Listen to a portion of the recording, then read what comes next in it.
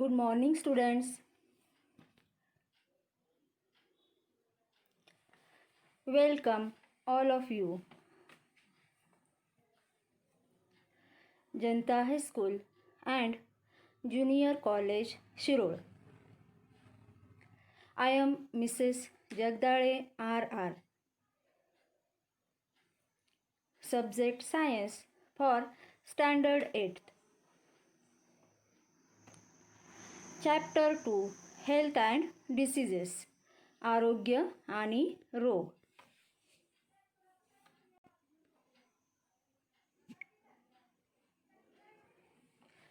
Students, we know health is wealth. आरोग्य ही संपत्ती आहे. Why is called as health is wealth? Because due to good health we can perform our daily routine very easily. We can earn money and therefore our life becomes also easier due to good health. To maintain our health, we have to care our health, our body. For that, we have to take balanced diet. म्हणजेच संतुलित आहार. आपलं आरोग्य चांगलं ठेवण्यासाठी आपण संतुलित आहार घेतला पाहिजे. Now in balanced diet, we have to eat different types of fruits, different types of vegetables, different types of pulses, flesh, dry fruits, milk, etc. Now we have to also do exercise regularly for our good health.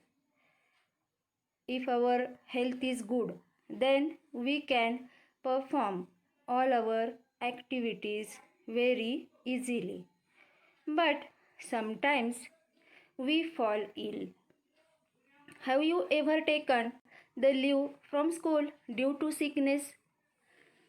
आजारी पडल्यामुळं तुम्ही कधी शाळेला सुट्टी घेतली आहे का? Yes.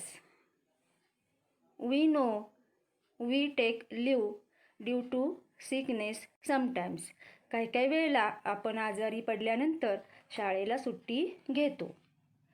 What happens exactly when we become sick? आपण आजारी पडतो म्हणजे नेमकं काय होतं? We feel tired, fever, cough, cold, weakness, giddiness, vomiting, nausea, etc. म्हणजेच आपण आजारी पडल्यानंतर आपल्याला थकवा जाणवतो, ताप येतो, सर्दी, खोकला, चक्कर येणे, उलटी येणे, मळमळणे यासारख्या व्याधी होत असतात.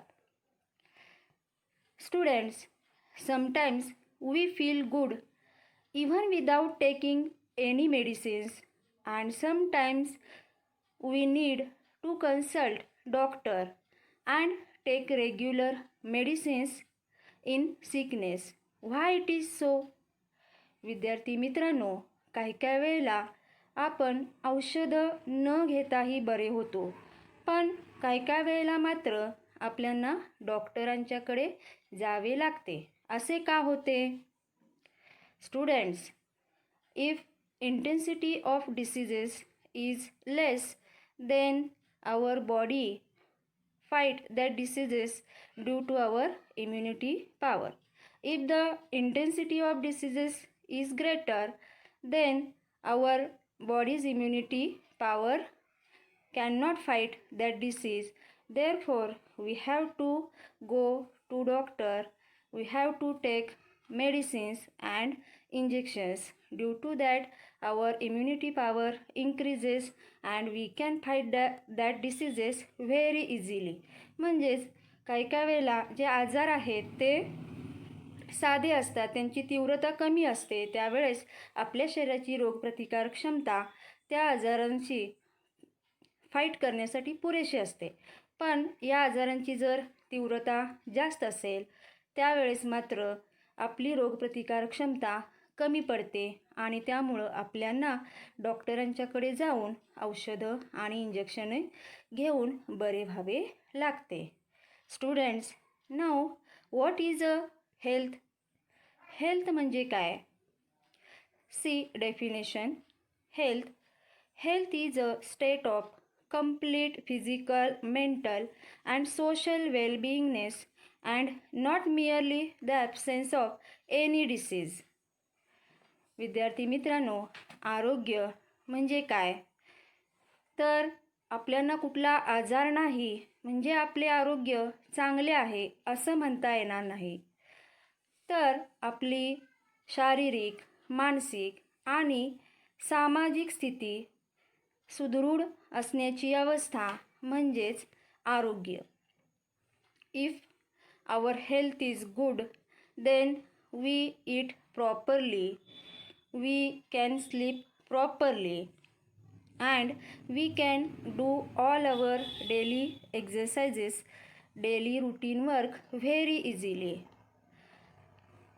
When our health is affected by some diseases, then we cannot do any work properly.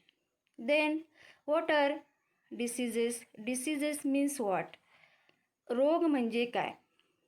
Condition of disturbances in physiological or psychological process of body is called as disease. रोग म्हणजे आपल्या शरीरामध्ये ज्या वेगवेगळ्या जीवनक्रिया आहेत तर या जीवनक्रियांमध्ये बिघाड होण्याची स्थिती, तसेच आपल्या मानसिक दृष्ट्या सुद्धा बिघाड होण्याची जी स्थिती आहे त्याला आपण रोग असं म्हणतो. म्हणजे ज्या वेळेस आपल्याला रोग होतो तर आपल्या शरीरामध्ये असणारी पचनसंस्था, रक्ताभिसरण संस्था किंवा इतर सर्व इंद्रिय संस्था याच्यामध्ये बिघाड होतो. तसेच मानसशास्त्रीय दृष्ट्यासुद्धा आपल्या मानसिक अवस्थेमध्ये तसेच मेंदूमध्ये त्यांच्या कार्यामध्ये या सर्व प्रकारच्या जीवनकार्यामध्ये अडथळा निर्माण होतो आणि त्यावेळेस आपण रोग झाला असं म्हणतो आणि या स्थितीलाच डिसीज असं म्हणतात. Now there are different types of diseases. We saw different types of diseases: fever, cold, influenza, typhoid, hepatitis, cancer, diabetes, heart attack, etc. The symptoms and reasons of that diseases are different. Now we are going to learn types of diseases. Which are the types of diseases? There are two types. First, according to duration. Second, according to reasons. म्हणजेच कालावधीनुसार आणि कारणानुसार. Now, according to duration, there are two types: chronic disease, acute disease. Chronic disease म्हणजे दीर्घकालीन रोग आणि acute म्हणजे तीव्र रोग. According to reasons, कारणानुसार. हेरिडिटरी डिसीजेस, अनुवंशिक रोग, फॉर एक्झाम्पल डाऊन सिंड्रोम म्हणजेच डाऊन संलक्षण. According to reasons. Second type is acquired diseases, उपार्जित रोग. उपार्जित रोगमध्ये पुन्हा दोन प्रकार आहेत. फर्स्ट इज इन्फेक्शियस डिसीजेस, संसर्गजन्य रोग, for example common cold, flu, dengue etcetera. Second is non-infectious diseases, for example diabetes, heart diseases, etc.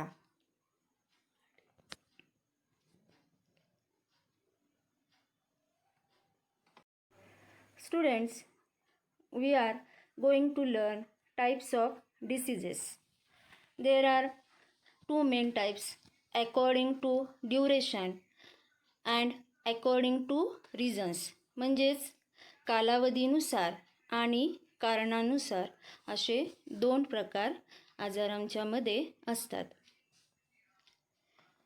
Now in case of according to duration disease, there are two types. First is chronic diseases. Chronic diseases म्हणजेच दीर्घकालीन रोग. Then which are the examples of chronic diseases?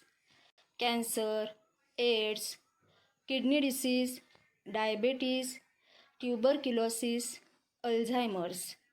Cancer म्हणजे कर्करोग, AIDS, kidney disease किडनीचे विकार, diabetes म्हणजे मधुमेह, tuberculosis म्हणजे क्षय आणि अल्झायमर्स म्हणजे वयोमानानुसार वृद्ध व्यक्तींच्या मेंदूमध्ये प्रक्रियेमध्ये त्यांचा वेग मंदावतो. या आजाराला अल्झायमर्स असं म्हणतात.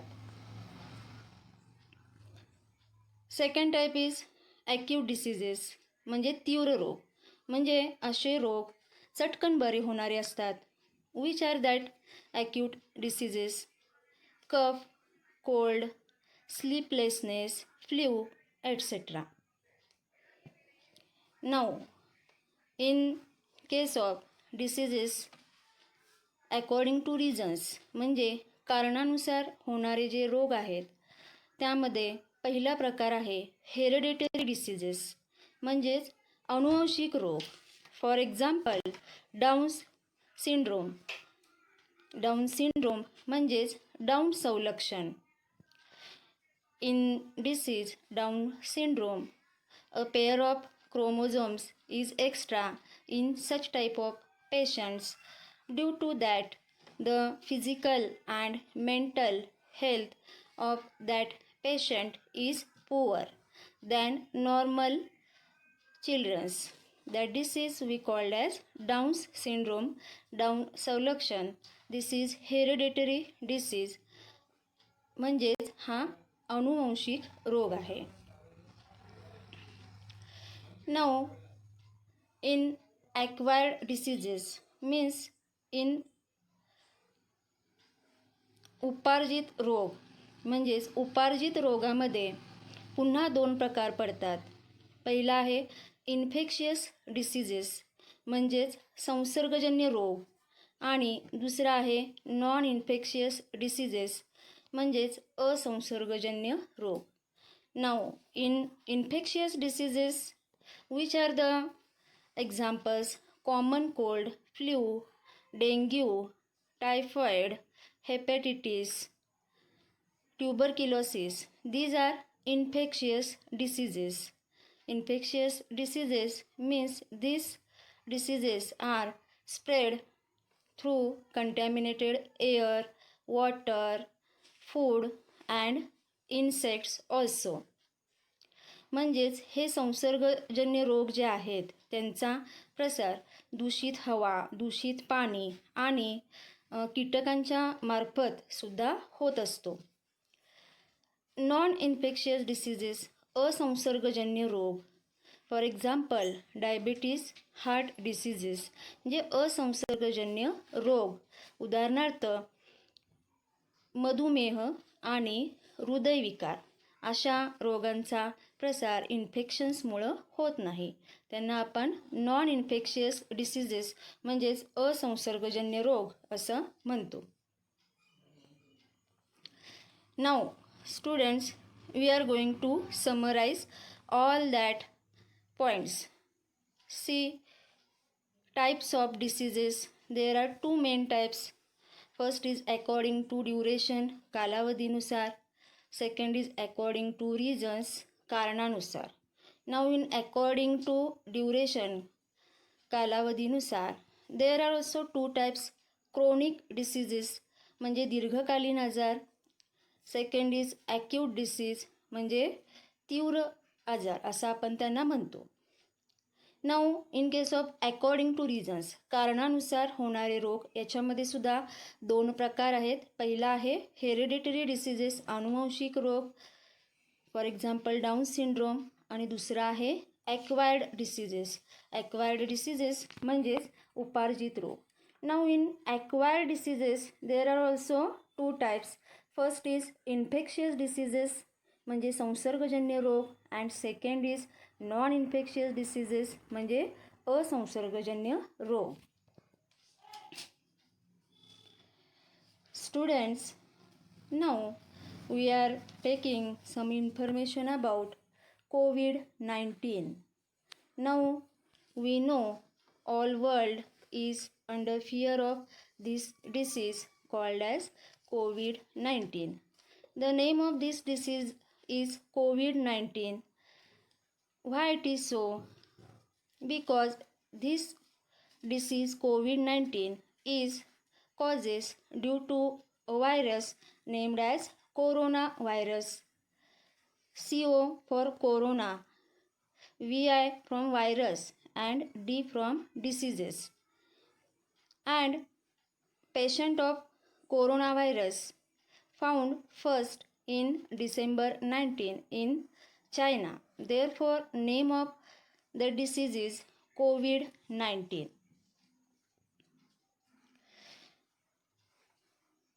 This disease first of all found in Wuhan city in China in December 2019. From that, the disease is spreading all over the world. World Health Organization म्हणजेच जागतिक आरोग्य संघटनेनं कोविड-19 या आजाराला जागतिक महारोगराई जाहीर केलेली आहे. Now this is picture of corona virus. COVID-19 disease caused by this virus. Name of that virus is coronavirus.